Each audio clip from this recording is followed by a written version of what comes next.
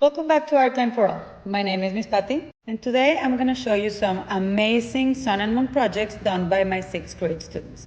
Let's take a look.